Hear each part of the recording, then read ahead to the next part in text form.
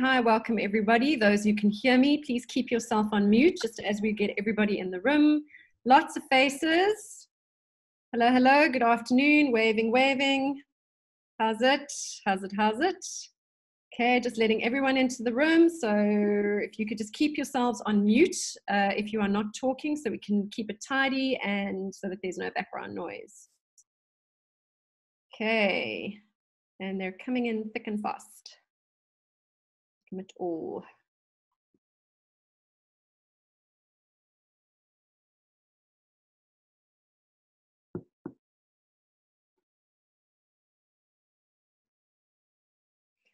And you can do what Karen is doing. She's already pasted in the chat to let us know where she's connecting from. I see lots of familiar faces. Let's see if we can light the chat up with where it is you are connecting from. I am connecting from the Swartland. All the flowers are out, the white and yellow daisies.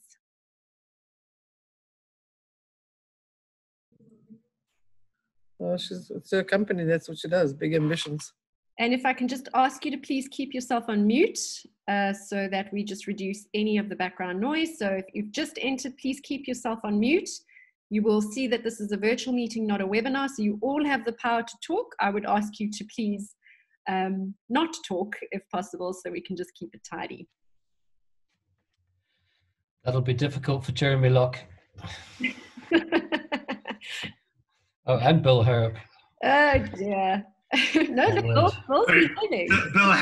Harrop's the problem, really. Bill's going to do sign language for us today. Okay. Bill normally does a little bit of a song and dance. So. Thank heavens Bill's dressed today. Yeah, that's exciting. Okay, we're almost there. I'll give it another couple of seconds and then we'll get going. Okay, Tony, you're off mute because you're going to be front and center in a sec. So good afternoon, everyone. Thank you so much for joining us. Welcome, welcome. Nice to see some familiar faces in the room. I'm going to try and multitask as best I can and let people in the room while I'm just doing a bit of housekeeping. You've heard the drill from me a million times, but I'll reiterate it. If you have just joined us, please keep yourself on mute unless you are going to be called on to say something. Just keep checking to see that you haven't accidentally unmuted yourself so that we just don't have too much of the background noise, if possible. We are recording the session. It is our AGM session, and you all have the power to talk. You all have the power to put your video on. So there is no Q&A folder at the bottom. If you are wanting to pose a question or make a comment, the chat is where you would do that. So please feel free to use that chat. We will also be using the chat when it comes to confirming and seconding. And Tony is going to be directing us as we go along. First part of our discussion today is obviously the AGM, but afterwards we have 4 very exciting speakers who David will introduce. So please give them a warm SATSA welcome. And again, if you're wanting to say something, use the non-verbal cues or please put in the chat that you are wanting to say something instead of just unmuting yourself so that we can keep it tidy. I think on that note, Tony, we are ready to go. So I'm going to share the presentation and then we can get going.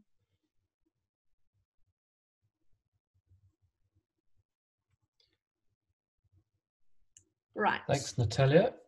Thank you.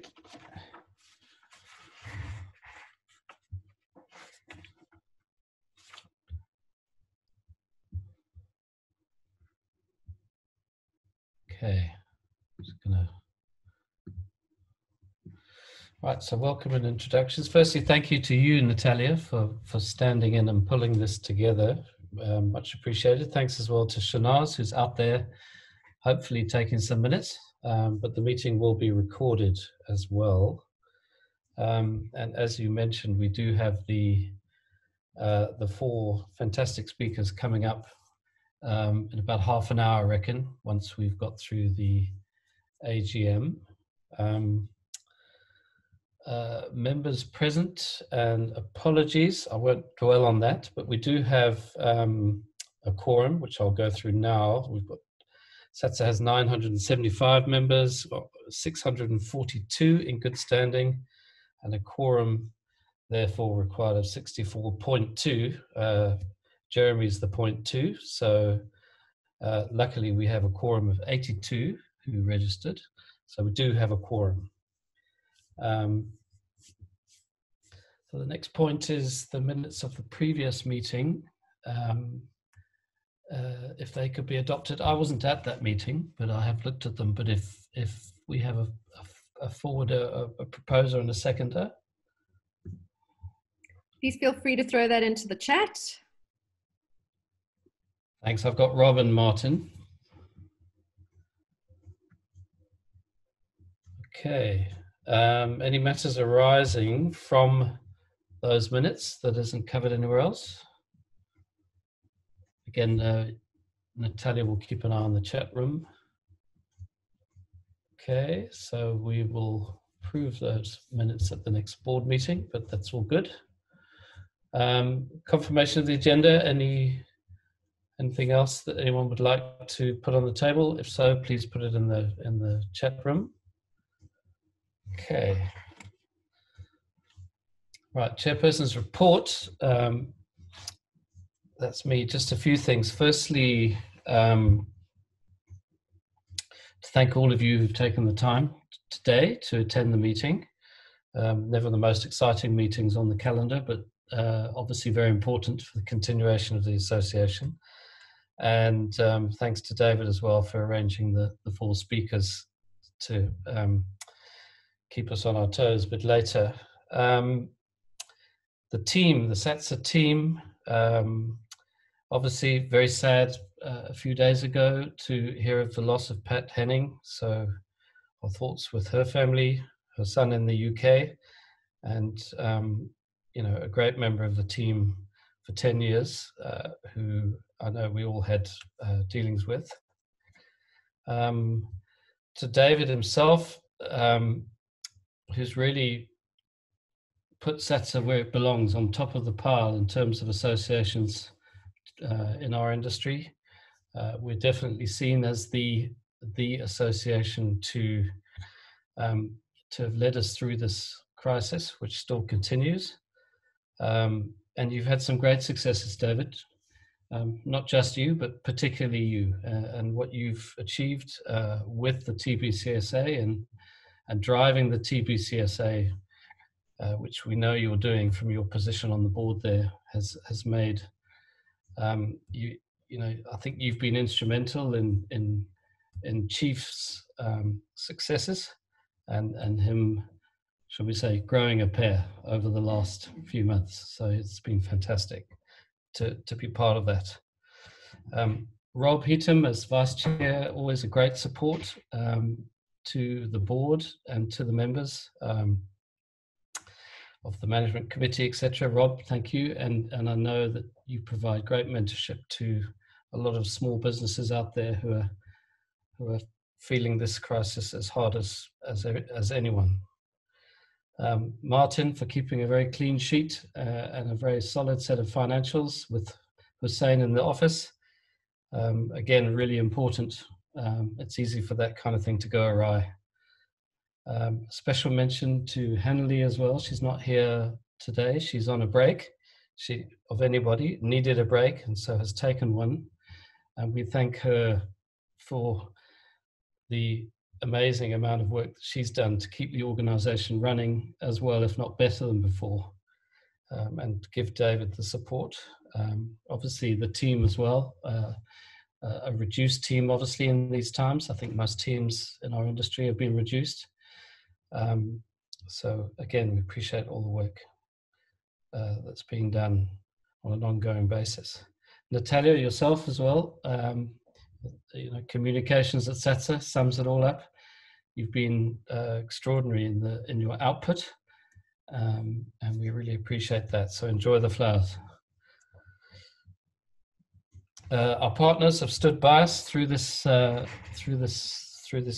Bidvest, Satib, I think Deervelt's been working quite hard. I know he has, being a client, and we wish him continued success as he tries to get his clients some sort of result in the insurance world. WTM Africa, I see Penny on the meeting today, so thank you to you, and good luck with your virtual shows coming up and all of your webinars and things. Now Media and Travel Expo 365. So if ever was a time, now's that. In our board meetings, we've managed to hold them all virtually, been very engaged. In fact, we've met slightly more often than just at the board meetings to keep us up to date and keep the engagement going. And thanks to all the board for really putting in the time when everyone's got their own issues to be dealing with, whether they be in their businesses or at home. I don't think anyone hasn't been affected seriously over this past 6 months. The chapters continue to function as well, which is great, and all the AGMs have happened, and very pleased to see the merging of 3 chapters in the middle of the country, the Central Chapter, which was the previous Northwest, Free State and Northern Cape chapters, and they'll be led by Julius Ramotse, who was previously in charge of the Northwest chapter. So we wish that new chapter all success. Probably an advantage to be in the virtual space right now because the physical distances between you are pretty big. And then the board continues to function. The committees have obviously been disrupted, but they have continued to meet and to continue to do their work. And in particular, I wanted to highlight the progress made in the Transformation Committee. We've brought new people onto the board. Mandisa Mangwakwatsa, not very well said, but from the Eastern Cape, the new chair, who is getting ever more involved, and she's busy being a new mum as we speak. So best wishes to her. Opar Pilani from Mpumalanga is on the board. And we welcome Megan Norkier as the new chapter chair of the KZN chapter as well. So good progress and ongoing engagement there. We've had a couple of directors who've left, but we'll get on to that a little bit later. So yeah, for me to wrap up just by saying thank you to everybody. You know, the pressure's been huge, and this association, I'm proud to say, has responded extremely well. We're not out of the woods by any means, but we have had some good wins, and it's good to see some business coming back. And then an appeal to all of you, all of our members, to please continue to support the association. You will see in the financial report that a bit later that we've actually done really well to collect the dues and to continue to survive as an association. And the association is what the government recognises as the voice of inbound tourism. So it's really, really important that we all continue to invest in the association going forward. Thanks very much. Thank you, Tony. Right, I think next up we have David. So let's go on to David's slide. David, if you would unmute yourself, please. Floor is yours. Thanks, Natalia. Do you mind just taking the slide away and putting the people? I'd rather just, it's always a pleasure to look at people and not just the 4 EXCO members. There we go, great. Afternoon, everybody. It's a pleasure to be with you and a pleasure to see so many friends, colleagues, really, really good supporters with us today. I mean, it's just, you know, it's an incredibly fond and quite sad time for me, because it's one of the things that we put a lot of work into, but I always, just one of the highlights of my year was the SATSA AGM and conference. And I think I'm incredibly chuffed that we ended off, when I say ended off, the last one we got together was at the Wild Coast. I mean, it was an absolute, it really was a blast. I sort of seeing people dance till 2 in the morning and Hanan in the way that they did was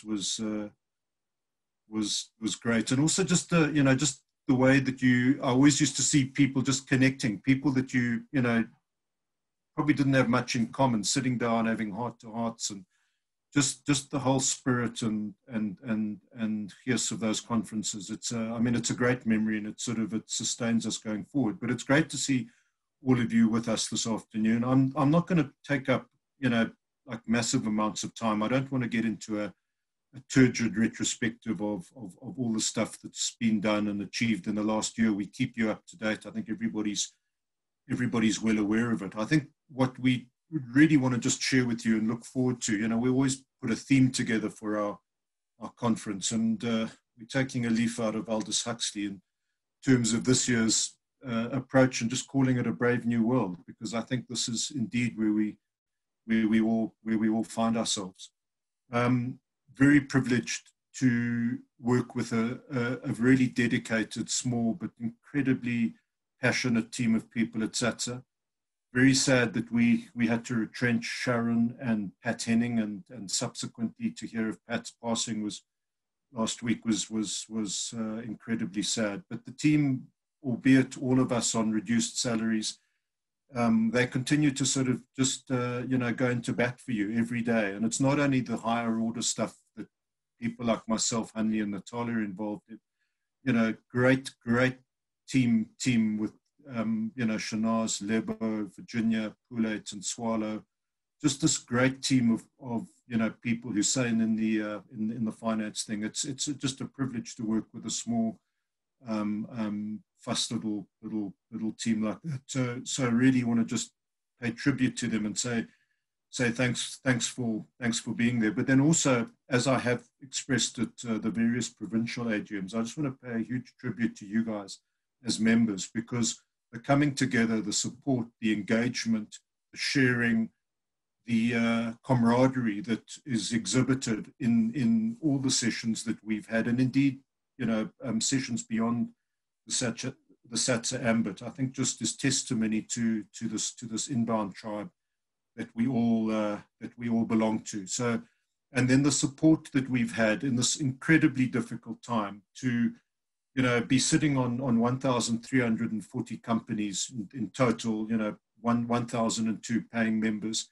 and have 80% of our members either paid up or made payment plans is just a testament to, I think, the organization that we collectively hold dear. So thanks very much for that. It really is, you know, it gives us sustenance in terms of moving forward and going into bat every day. And what is, I would, you know, if we had to sort of put it into cricket parlance, would be a sticky wicket of note. So, guys, moving forward, and sorry, and the final thing is that's also been incredibly lacquer is we've actually taken on board a huge whack of new members in this process, and you know, that the other beauty is that we've been having, I say, a lot of old faces, a lot of good people on the meeting today, but we've started having conversations with members that we don't traditionally engage with, the people coming out of the woodwork, getting involved, and then the SATSA message extending beyond that, and even in this COVID world, taking on some sort of new blood, which is really good. Briefly, then, in the COVID world, you know, we got involved immediately with the repatriation. We worked with initially the UK High Commissioner, and I'll come back to that because we had an incredibly interesting meeting with him and his team this morning, but I'll deal with that under the inbound recovery strategy. But we're able to help not only the Brits, the Germans, the French, and it was a massive sort of effort to try and get, almost like a Dunkirk, to try and get people back to their home countries. I think the work that Hanley and the team and Lebo have done around UIF and TERS has been sterling. Through Natalia, worked around setting up the SATSA discourse, a host of webinars to try and not only keep people informed, but also to try and, as much as possible, get your opinions into various strategies and processes around protocols, especially a whole lot of work on how do we look at the value chain going forward. It's very difficult. We can't, a lot of people want us to pronounce and sort of lay down a dictum or a set of principles, but it's incredibly difficult to do so, as we know, with divergent people holding different views along the value chain, but at least we've been able to facilitate really useful discussions. And in that process, we're certainly forging new consensus around how we do business going forward. I think one of the great testaments was how the protocols were put together. I think that we were able to draw in really good insights from people who are on the cutting edge, who are involved in the in operations, and not leave it to some sort of faceless bureaucrats to do it for us. So we have ownership there. It was great. I think Handy in particular did some good work there. Working with Lee Zammer from Fedhaza, and part of my job is to try and set up structures that actually deliver value, and that was certainly one of the key ones. And then one of the other really good things, and I'll come back to it just now, was working under the auspices of the TBCSA, and I must say a really reinvigorated TBCSA that certainly is batting on our behalf, and put together a really amazing inbound recovery team. Chaired by Rob Moore, Monica Yule's involved, Paul Bauer from A&K, David Ryan, Cindy Sheedy Walker, Martin Vist has come on board. He actually came off the subs bench when Margie Whitehouse went off to Saudi tourism. We've got Dawn Robertson involved in that. And Monica Yule, they've just done really, really good work, guys. I mean, giving up huge amounts of time, working tirelessly with Gillian Saunders from the TBCSA. But I'll come back to that. And then the amazing work that Natalia's done. I mean, not only driving key social media campaigns like, being travel ready and I am tourism, which are making a difference. And in fact, the British High Commissioner, Nigel Casey, referred to that this morning. He said that, the one thing that we do have with the current presidency is they're engaged in that space and they listen to that and they look at that.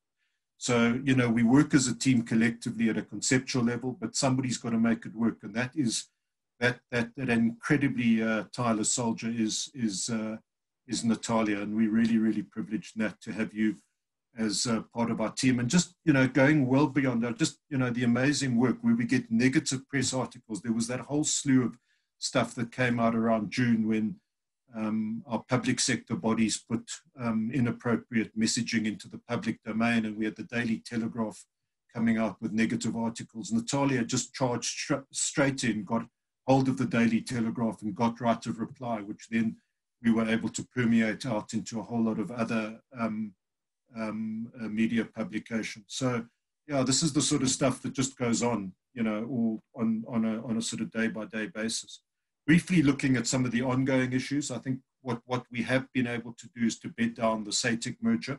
So although we very, we welcome our SATSA colleagues, we are hoping that SATSA will become something of an anachronistic term, and this is the SATSA Youth Chapter. Great invigoration into our ranks, and Shanaz, Gavin, thanks so much for all your work, and Tim Lowe in particular, just spearheading and pushing the envelope on the youth side of things. We do have a lot of legacy issues that's still with us, so we still bat away with this infernal NPTR story, and we're hoping that the structured engagement that the Minister has agreed to is actually put into practice sooner rather than later, where we can sit down and start taking these issues up and getting some way forward and not being just played and paid lip service to, which is essentially what we've spent the last 4 years enduring. Very sad that Sandparks saw fit to take away the OSV project from SATSA. We thought we've done a sterling job on behalf not only of our OSV members, but the entire OSV community, and elevated that constituency, a very important constituency of Sandparks, and shown the value of that, managed the process, I think, exemplary. And I think a very short-sighted decision on Sandparks' behalf to actually take that back in-house. And we're already seeing elements of that fraying. But I just want to give all our members an undertaking. We will continue to bat on your behalf, even though we're not managing the process. And I've already had a number of engagements with the new ME, the new managing executive, Gareth Coleman of Kruger Park, on that. So please rest assured we're not abandoning you. We've also had a very interesting meeting last week together with Chafiwe from the TBCSA with SARS. We met with Martin Kingan, who many of you will know was the acting commissioner while in the absence when Tom Moyani was suspended and before Edward Kisweta was appointed, a really senior person. We raised firmly the issue of VAT in the inbound industry. We've been working behind the scenes on that for quite a while, so we're confident that we can try and get a resolution from SARS on that and get a uniform playing field in terms of how that is applied. I know a lot of our members, some of the smaller ones in particular, who don't have massive legal resources and deep pockets are already being buffeted by a totally whimsical approach from SARS and indeed quite a pernicious one at that. So that's also being dealt with. Just a huge word of thanks to Kira Powers and the Animal Interaction Board Subcommittee for the great work they've done. Although we all have gone into abeyance as our inbound taps have dried up, that the work they've done, and when we open up, will put us in a massively advantageous position going forward. And it's tireless work, guys. These guys meet. They've done incredibly good work, and they continue to field requests and help guide our members in that field of the sort of grey areas of animal interactions as time goes on. Tony spoke about the transformation side of it. We have a really reinvigorated committee. We brought on several board members of colour, and it's an aggressive program that we will continue to drive. But we want to take that down, and it's obviously a key issue that we need to go forward. But once again, we want to be on the front foot. We want to be a thought leader in the process. It's great having Opa Polani involved. He is somebody who is a organic entrepreneur. When it comes to transformation in these issues, I can think of nobody best placed to drive that and to guide us through that process, harnessing all of our constituent members in that sort of process, because it's a necessary area that we certainly need to engage in. And when we presented to the Portfolio Committee on Recovery, very few comments on our recovery strategy, everything around sort of transformation. So one of the key issues we'll be looking at going forward. And then we've just done a whole lot of really good marketing efforts, I think, on a provincial basis, spearheaded by Peter Dross and the Garden Route Committee, their mega fams, their great can-do approach to taking ownership of their own marketing. And we've rippled that out, done some really good work with Limpopo and KZN recently. We'll continue to extend that with the Western Cape. And we'll be looking at we've got something coming up with the Eastern Cape. So please support those initiatives that take place in our sort of virtual marketplaces at the moment. Very sad for me that the initiative that we spent a lot of time driving at AGMs, the Tourism Conservation Fund, had to shut down through lack of support, and obviously just the whole COVID period. It was literally on its knees, but the world we live in has just meant that had to be shut down. But it's a sad initiative, but it doesn't take away from the incredibly pressing imperatives of how do we manage communities and conservation going forward. So it's certainly not something that we would negate, but we have to come at it with a different vehicle. And then once again, just want to say thanks and tribute to, the TBCSA, the Blackie as chair, Chafiwe as CEO, and the other board members. We really are working, I think, in a far more productive way than we've ever done before. And it's useful to have those voices going forward, to have those people who have the relationships. I mean, Blackie speaks regularly to the minister. Chafiwe deals with the sort of DG, and there's sort of regular feedback to us at board level. So I just want to, for the record, really thank them for all their sterling work. I'm going to come back to it because I don't think we should put all our chips on their two numbers. I think we need to have a bit of a diversified presence at the inbound recovery roulette table. But great news that we managed to get domestic opened. I think that we need to capitalize on this as much as possible. We need to be able to tease out the good news stories as the wheels start turning, and as we are able to at least grease the tourism machine but it doesn't in any way make up for the loss of the inbound side that we are involved in.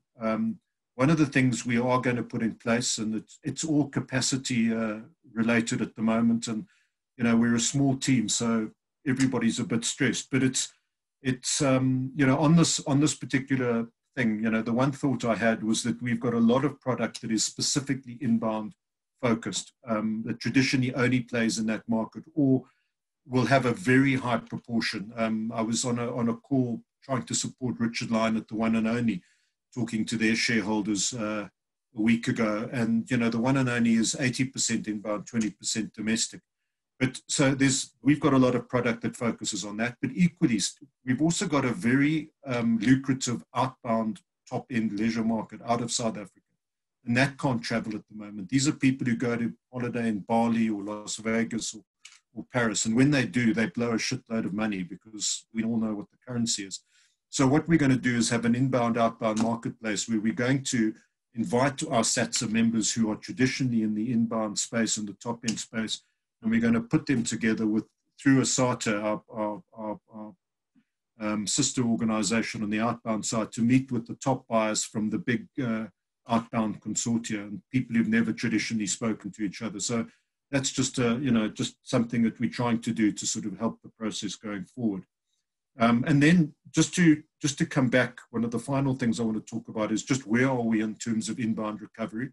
So the team has been as you know, working, and it's an ongoing process. It's not that we've developed a strategy. We had the presentation about 3 weeks ago where we fed back to you, but it's not, that's a living document. It's constantly being amended as new information comes in. The team meets weekly at least, sometimes more than that. And we continue to look at different people that we can engage that allow us to have different conversations with the people at the top who need to open this thing. We are privileged enough this afternoon to have Alex van den Heever talk to us. He's the top health economist in the country.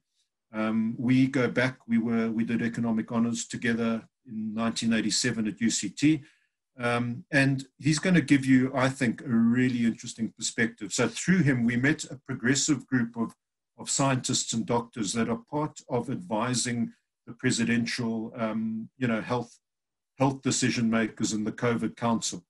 And it was a very interesting meeting where we presented our strategy and then got their feedback on it. So I'm not going to preempt Alex's talk, but I want to give you a sense that we are diversifying the conversations and not just relying on having all our chips on the Minister of Tourism's number, or indeed the Minister of Transport's number. So these are people who can feed different conversations into the Minister of Health and that side of things.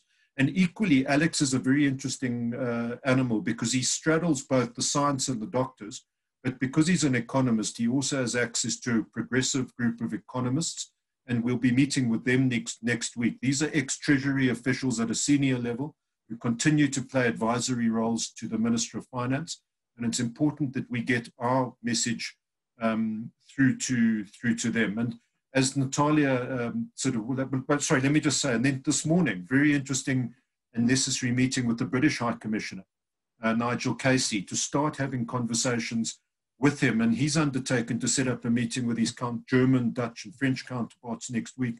We will have another session to start this process, because these are the people we need on our side that need to open our source markets up and allow bilateral movement to take place. But as Natalia said, we need to get away from almost a victim mentality to say, oh God, if you keep us closed, this is the cost and this is all the damage. We need to get proactive to say this economy needs to grow, it needs to bounce back. We're an important cog of it, and if we allow it to turn, we'll give you revenue. Because I think one of the key things that Alex and these progressive economists are acutely concerned about, and indeed I'm bloody concerned as well, is that nobody's really costed the cost of the shutdown, the cost of this COVID imposition on our economy out. And we've lost massive revenue. And if we don't have a revenue base, we will not be able to pay the interest on the deficit. And then we end up as a failed state. And not only a failed state, but we know that a whole lot of very suboptimal decisions will be made in that awkward space. and that doesn't augur well for anybody's future in the country. So, guys, just to give you an indication, I'm going to leave Alex to do his talking later on. He'll give you that sort of interesting perspective. But there's a great team of people that are passionate and are carrying on in terms of trying to get inbounders open as soon as possible and as safely as possible. And then my final point, guys, is we've got to think about the future, the brave new world. As SATSA, we've traditionally focused on this historical, let's say, it's certainly not just this historical focus around credibility. And I think it's been a very necessary journey that we've undertaken. But moving forward into the new world, I think our credibility is now established. And people know what SATSA is. They know we do these financial checks. We've got to look at the two other elements that that are important. I think the lobbying will continue, and I think we've sort of proved our worth in terms of that, and we'll continue. But the one space that we've traditionally not played in particularly actively, and I think given the amazing resource base we have with our members, is the marketing side of it. And I think that there are other associations that do this quite well and fairly effortlessly. And I think given the rich resource we have with our membership base, we need to move into this. We also need to look, and this is where we got together as a board, at future revenue sources so that we are able to sustain our association going forward. So the one thing that we are going to launch in the next 2 or 3 weeks, but it's important that we launch this to you guys first as current members, is we're going to open a new membership category called International Associate Membership. What we are going to do is to invite international tour operators and agents who are involved in the country to join SATSA. They won't be in the same category as you guys. They won't go through any compliance areas because we're not trying to vouch for the whole world in terms of that side of things. What we're effectively doing, guys, is to marry this rich base of product and operators and DMCs and everybody in the SATSA fold with key buyers overseas. We've always thought of ourselves and delineated ourselves around what you do. So, your membership, you're either you're an adventure operator or you're a tour operator with wheels, or you're a hotel. Peter, my mate from Australia in ATEC, they've only got 2 membership categories. You're either a buyer or a seller. And so what we're essentially trying to do, guys, in this world is to create a virtual buying bubble. And I think that there's huge legs to this. It's going to give us an extra revenue source, but it's very importantly going to connect you guys directly with people overseas. And we are very excited about the marketing initiatives we can put into place in the virtual world we now live in, and really, really excited. But the other key thing that we are going to deliver to these prospective new members is our communication.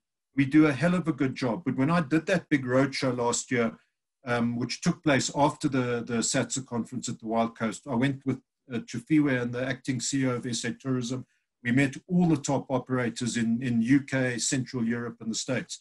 But none of them, and remember at that stage, there was this, and it's quite erotic to think back about the problems we once had. Safety and security was a major issue. God, it would be really nice to be able to get back into that fraught world again. At least we would have tourism. But when we were dealing with that, I started telling them about all the cool things that we'd done and all the stuff we'd communicated with you on, and none of the operators had heard about that. When I explained it to them, their eyes went big and they immediately said, how do we get access to that? How do we get access to that so that at a real time, when you're sitting with prospective booking across the table and there's a little bit of hesitation and people aren't sure, you can provide real-time information that enables you to close that booking and not send that person to New Zealand or Costa Rica instead. So this is something that we're going to be doing. And we really need your support and would hopefully that you would take this membership offering that we're going to be putting out, and through you, let's push it out to all your contacts internationally, invite them to join, and let's grow the SATSA family and keep ourselves in a robust and fertile shape going forward. So in conclusion, guys, I just want to thank you all for your incredible support, your dogged determination, just the amazing way that people come together. I want to thank the board and Tony for the support, privilege to report to the team that they do. Everybody there, you know, one thing that I think really characterizes SATSA and is that we, I mean, my eldest son who passed away 8 years had this amazing, we used to talk about don't ponce around, just do the business. And I think that's something that really speaks to who we are. We're not about egos. We're not about, you know, grandstanding. We just try and add value where we can. Substance over style. So really important. I thank you all again for your support. And we just are privileged and humbled to work for the membership that we do. And we look forward to the brave new world that we are going to move into. So thanks very much. Thank you so much, David. Right, Martin, you're up. So if you could please unmute yourself. I'm going to share my screen again. And there we go, share. All right, thank you very much, Natalia, and good afternoon, everybody. The next slide in terms of the presentation is one that I'm always going to share as I'm treasurer, just to make sure that everybody still understands in terms of the process that the financial statements goes through before it gets to you. So it's not just the opinion of the treasurer, but the daily accounting being done by Hussein and by Hanali. Then it's compiled independently by chartered accountants. It's audited independently by Alchemy Audit Services. And then it's reviewed by the Finance Committee. So in terms of the review of the annual financial statements, it's not just my opinion. I've got a Finance Committee with people with chartered accountants and banking and, you know, from various different fields. Goes to the board, and then it gets circulated to the members. So just to reiterate that again, in terms of that is a process of constantly checking that it goes through. There is quite a good governance system in place. If we go to the next slide, we can start talking about the income. And we'll see this is slightly different from the annual financial statements that has been sent. The simple reason for that is that we do break down the various projects and partnerships that we do have, because there's a net effect. You know, for the SATSA conference, there's both the income and expenses. We want to see what the net effect of that is.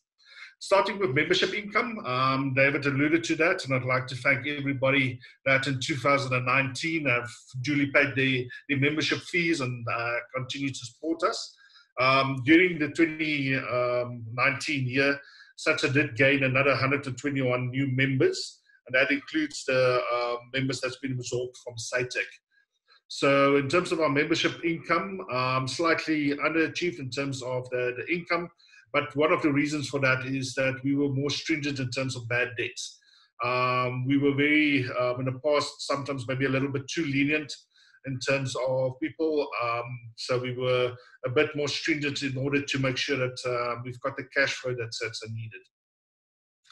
In terms of the rest of the income, just to talk about things in terms of sponsorship, we achieved through the sponsorship of Bitfest, achieved a sponsorship, and then in terms of the various other income, that amount includes the bonding.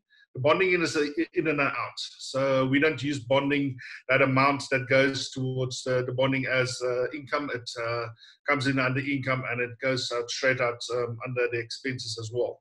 There's full details in terms of on the annual financial statements in terms of that exact amount. In terms of when we just look at the various projects and so on, conference, we did well, slightly underperformed, so 22,000.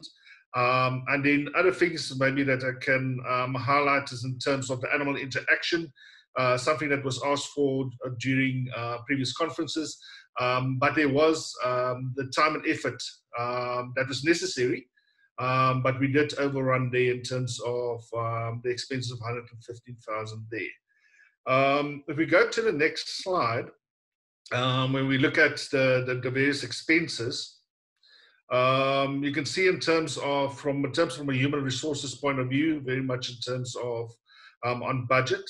And then where you can see in terms of various things that have been held back, and in terms of better performance, is in terms of what the team at head office do is that there's certain expenses which they have got control over, so they pull that back when they see in terms of the income is not coming in. So something like the travel by the head office and the board, that's actually less 100,000 Rand, which was pulled back in terms of not being spent. In terms of that, the same with the PR, the marketing and lobbying, that was pulled back in terms of another 110,000. Overall, in terms of when we look at the actual compared to the budget, performed better in terms of the income was less, but the expenses was then pulled back. So in terms of the budgeted profit, we've actually achieved a better actual real situation of 136,000 Rand in terms of the actual performance.